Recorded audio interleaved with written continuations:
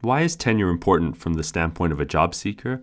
And what are employers looking for on a resume when it comes to tenure? Understanding these dynamics is key for job seekers as they try to land the best job possible and understand how their resume is being portrayed by hiring managers in today's market.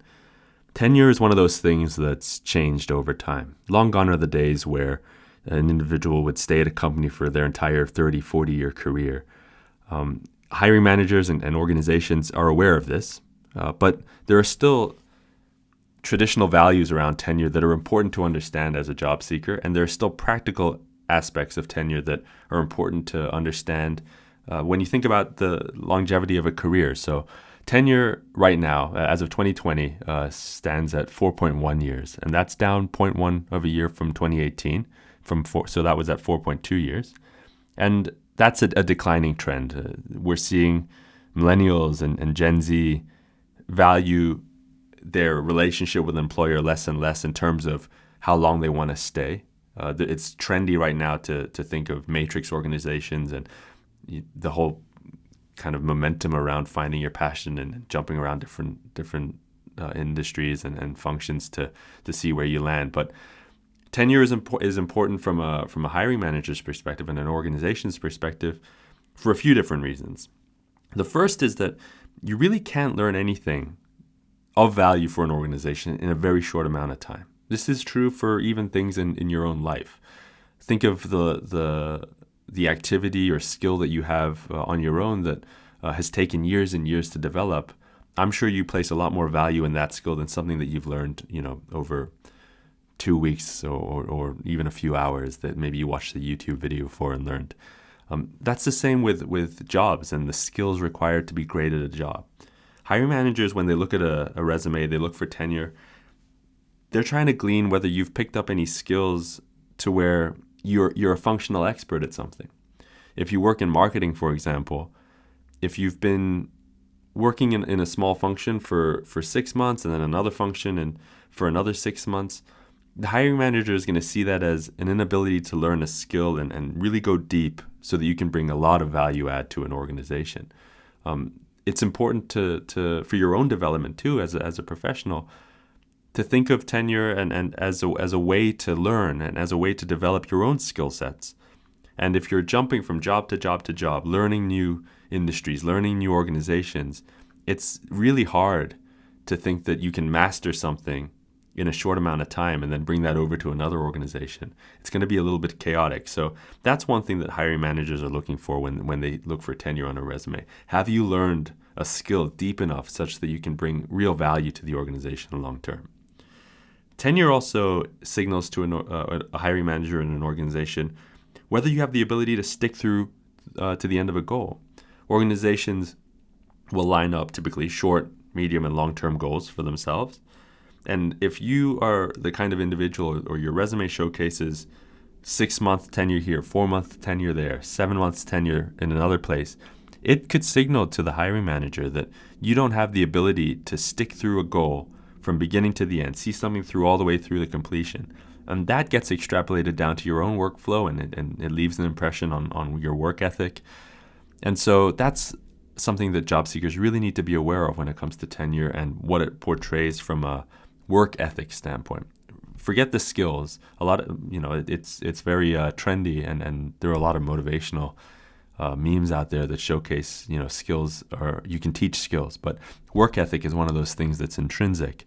And short tenure throughout a career, especially early on, showcases or could showcase to a hiring manager that you don't have the work ethic to stick through something from beginning through to the end to see something through to completion.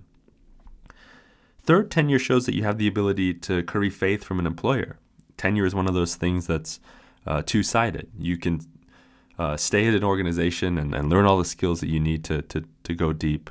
That's one side, but you need to be able to get buy-in from an organization and an employer to allow you to stay on for that long too. So short tenure then makes the hiring manager reading your resume question, what is the reason why this person has short tenure? Is it because they can't stay dedicated to a goal? Or is it because there's something on the work side? The employer is not keeping them on for a long time. So this is going to raise questions that if you're fortunate enough to get through the screening process, you're going to have to address during the interview. And it's one of those things that sometimes job seekers aren't aware of when it comes to how tenure looks on a resume. It can be portrayed, yes, as a decision on the candidate's part, but it can also be portrayed as negative from the standpoint of the employers don't want to keep this individual long.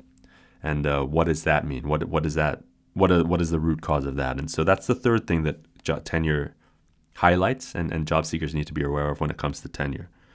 Fourth, upward mobility is important to portray on a resume. The candidates that showcase tenure in combination with an ability to move up an org chart consistently typically have the best outcomes when it comes to searching for new jobs over individuals who either have long tenure and haven't been able to move up in an organization or don't have any upward trajectory to their career at all, despite moves. And so there are individuals, of course, that are able to string together a great career, jumping from job to job and jungle gymming their way up the corporate ladder, so to speak. But for the most part, upward mobility and tenure are linked. And your ability, again, to learn a skill deep enough such that you can really add value to an organization is a function of time that you've done that job. And then upward mobility typically follows from that. And so if your resume showcases no upward mobility because of how many times you've had to jump and learn new industries and learn new positions, that's a very big red flag for hiring managers. And it's one thing that you should be aware of earlier in your career, such that you don't extrapolate that out. And so you're 20 years into a career and you realize, oh no, my resume now signals this. How do I get around it? Fifth, job hoppiness is a red flag for hiring managers. Again, kind of a function of all the things we've spoken about already. But it's very trendy at the moment to talk about job hopping, and you should stay at an organization for a year and then move and find something new and learn a new skill. But job hoppiness is a real red flag. And take away, the deeper connotations to job hoppiness. So your inability to learn a skill all the way through, your inability to see a project through to the end, or the inability to develop some sort of upward mobility in your career, upward trajectory. Job hoppiness, so the idea of trying one job and then changing to try another job and trying to change to another one isn't a good sign for an employer, because hiring takes a lot of money. It's a resource-intensive process to onboard a new employee and get them to a point where they're contributing positively to an organization and their productivity. And a company isn't going to want to spend that resource or spend that money to train somebody or spend that salary, for example, if they know that this individual has a tendency over time to leave after a year.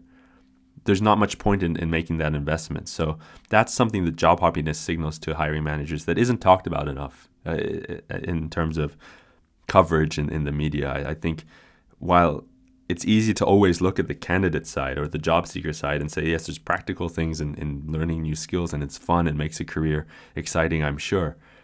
But from an employer standpoint, and at the end of the day, a job is a function of what an employer needs, it's difficult to justify investing the amount of money needed to bring on somebody and train them up to a point where they're contributing if they've got a tendency to leave after 6 months, 12 months, 18 months. So that's something that job seekers have to be quite aware of in terms of signaling on the resume. So to recap, we've talked about 5 different aspects of tenure that are important for job seekers to understand. One is the way that it signals your ability to learn a skill deep.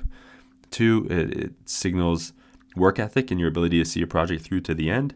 3rd, it showcases your ability to develop a positive relationship with an employer such that they want to keep you on board for a long time. 4, it indicates upward trajectory, or it indicates something about an individual's ability to climb the corporate ladder. And then 5, job hoppiness it typically signals to an employer that they shouldn't make an investment in terms of this individual's career. So while it's trendy to talk about tenure in terms of the job seeker side and making jobs interesting and finding your passion and jumping around different organizations, the reality is, and this is a traditional way to view things, but also there's a pragmatism to it too. If you look over the careers of the most successful people in the world, They typically stuck at something for 20, 30, 40 years before they've seen kind of the over-index success that they've seen. Think of some of the most well-known CEOs that you know, and typically they're either the brainchild of the idea, or they've been at the organization for, if not their entire career, a long enough time that they can learn the industry in such a way that they become true experts at everything that company does and everything, all the dynamics in that industry. So tenure is one of those things that's changing. Granted, companies are definitely aware that people don't stay at a job forever anymore. They don't stay at companies forever, but it still indicates to hiring managers whether they should invest and spend resources on a certain individual, because hiring is always about short, medium, and long-term goals, and employees are a way that organizations reach these goals. So it's important to understand why tenure is important, and hopefully this helped illuminate some of the reasons that maybe often aren't thought about when it comes to tenure as a job seeker.